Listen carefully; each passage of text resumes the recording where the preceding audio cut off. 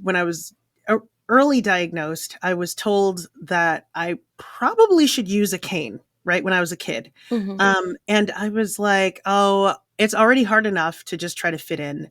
So I didn't want to add a cane to ostracizing myself, right? The only problem is that actually, I did need one. And so, I just avoided it. And the problem was the stigma of the cane, right?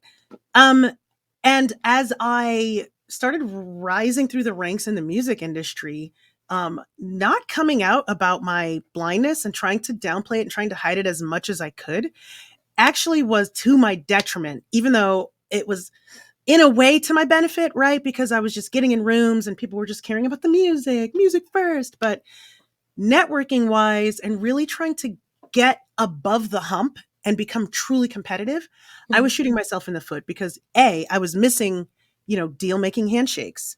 In the studios, I was like tripping over wires, or, the engineer would have the computer display up and say like, hey, do you want me to cut here or here? And I would just be like, yeah, sure.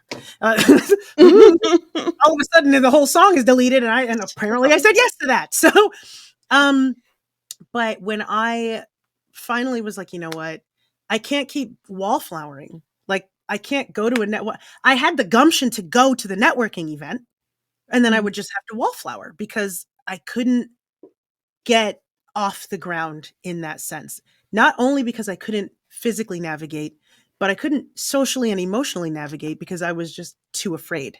Right.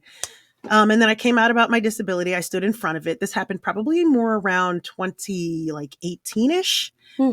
I got in front of and before that, I started talking about it and accepting it more, but it wasn't until really 2018 that I really started getting in front. And I started going to networking events and being like, hello, I'm legally blind, or I have low vision. This is why I'm saying hello to you for the third time, because I can't see. And it was a conversation. I do that too. All the time. All the time. But you know what really was the kicker? What did it for me, and this is why I started off the story about the cane thing, is when I started, a lot of people who know me for my glam canes. And makeup. And then they'll be like, oh, you do music too? And I'm like, that's what I want you to know me for. But so I'll glam up my canes and they're bedecked with jewels and they'll be, rhinestones and glitter and all of that. And they match all my outfits and all of that. And when I walk into a networking place, everybody already knows I'm blind, right? Because it's just there. B, people come to me. Right. So I don't miss a deal making handshake because if they try to wave at me or shake my hand, they know that I can't see them. So hopefully, they should know. Exactly. And it's a conversation starter. It's like, oh, wow, that is such a cool, do I call it a cane or do I it starts a conversation. And now it's a disarm, right? We're all disarmed. We're all talking. And it's like, so what do you do? Well, I'm a singer. I'm a this, I'm a that. Check me out. I was on Forbes and Good Morning America. And they're like, wait, really? And I'm like, yes, really. And they're like, I'm going to look it up right in front of your face. And I'm like, okay, go for it. So the stigma of the cane kept me from using the cane because I was afraid of the social stigma.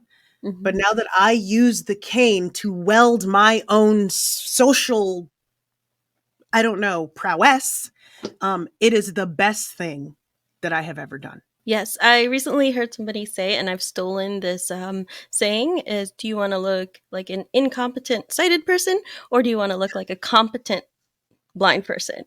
And I just love that. There it is. There it is. That's the truth, though.